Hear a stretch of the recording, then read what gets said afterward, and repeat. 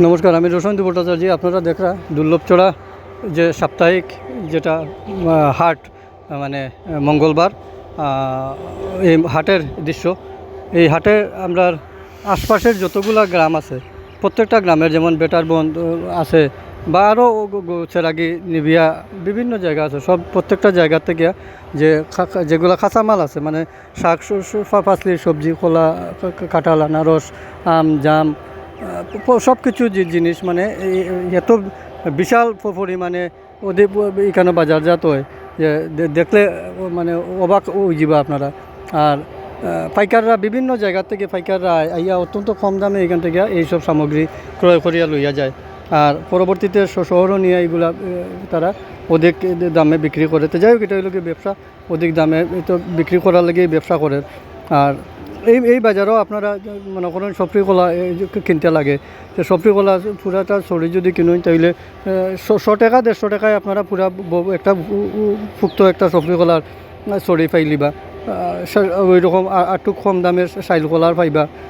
ছড়ি বুঝিয়া কিছুটা দাম বাড়তেও পারে, প্রত্যেকটা আছে। তো এগুলা আবার মানে শহরও যাওয়ার পরে তারা যখন বিক্রি করব তখন এগুলার দাম বাড়ি যাব, কারণ র মেটেরিয়ালস ফসে নষ্ট হয়, ক্যারিং আছে সব কিছু।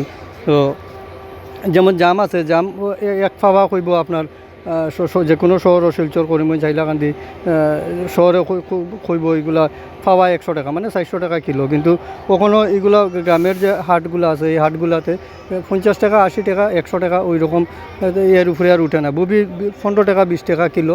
পাইকারি নিলে তো কম বেশ 10 টাকা করেও কিলো তারা নিতে পারে। এবং বাবুন শ্রীভূমি জেলা সদরের বাজারগুলোতে কত দামে বিক্রি হয়, বা হাইলাকান্দি, শিলচর কত দামে বিক্রি হয়। তো ওই রকম প্রত্যেকটা জিনিস, একদম সবজি যেরকম আছে সবজিগুলোরও একই অবস্থা। সুলভ মূল্যে তারা এখান থেকে ক্রয় করিয়া লইয়া যায় এবং শহরও নিয়ে অধিক দামে বিক্রি করে, মানে সুন্দর একটা ব্যবসা করতে পারে। আর সবথেকে বড় কথা হয়েছে যে দুর্লভচড়া যে সাপ্তাহিক যে বাজার হাট আর যেটা হয়, এখানে মানে প্রত্যেক ধরনের শাকপাচলি থেকে দরিয়া সব কিছু পাওয়া যায়, রেমার ঝাড়ু ইত্যাদি সব কিছু পাওয়া যায় এবং সুন্দরভাবে পাওয়া যায়, সুলভ মূল্যে পাওয়া যায়।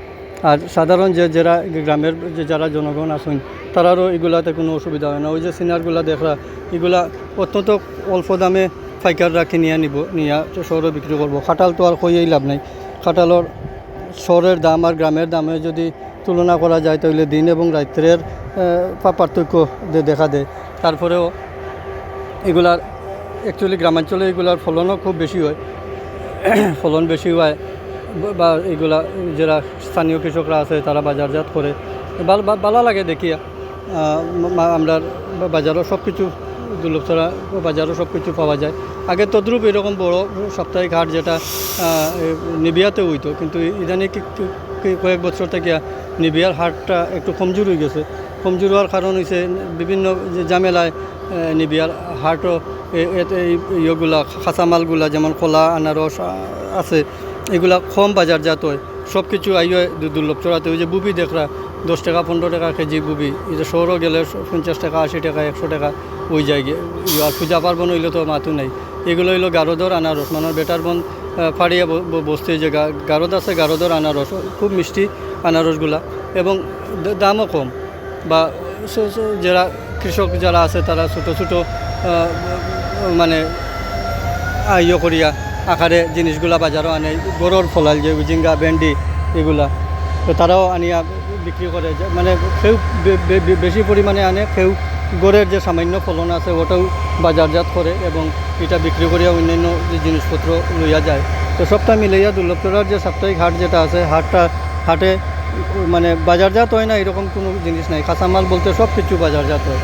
আর মানুষেরও একদম সাত সকালে মানুষেরও ভিড় থাকে। যারা পাইকারি তারাও তো মানে বুড় রাত্রে দুর্লভচড়া আই হয়।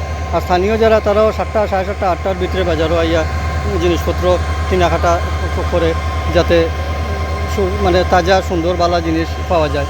তো যদি কোনোদিন আবার পড়ে দুর্লভচড়া দিকে আপনারা আইলে দেখবা যে সত্যতা কতটুকু আছে। দুর্লভচড়া যে সাপ্তাহিক হাট যেটা, হাটও যে কী ধরনের কাঁচামাল, শাকসবজি, ফলমূল উঠে, আর এগুলার বাজার মূল্য কীরকম কোনো দিন বাড়ির যদি কোনো খেরুই ফাংশন থাকে, শাকসবজির বেশি পরিমাণ প্রয়োজন থাকে, ফল ফসলের বেশি পরিমাণ প্রয়োজন থাকে, তে মঙ্গলবার দেখিয়া আইবা দুর্লভতরা বা বাজারও কিনিয়া লইয়া যাইবা, দেখবা কতটুক ইয়ে হয়, সাশ্রয় হয়, টাকা বাঁচানি যায়। তো যদি ভালো লাগে তো ভিডিওটারে শেয়ার করে দিবা সবার জানকারির লাগিয়া, যার সবাই জানে, যদি তাইলে আইব, সুযোগ নিব, আর মার্কেটটাও আরও উন্নত হইব, কেনাকাটা বাড়বো, বাইরের মানুষ, বাইরের পাইকার যদি আয়, তো সবে যদি ভালো লাগে শেয়ার করবা। ধন্যবাদ সবে।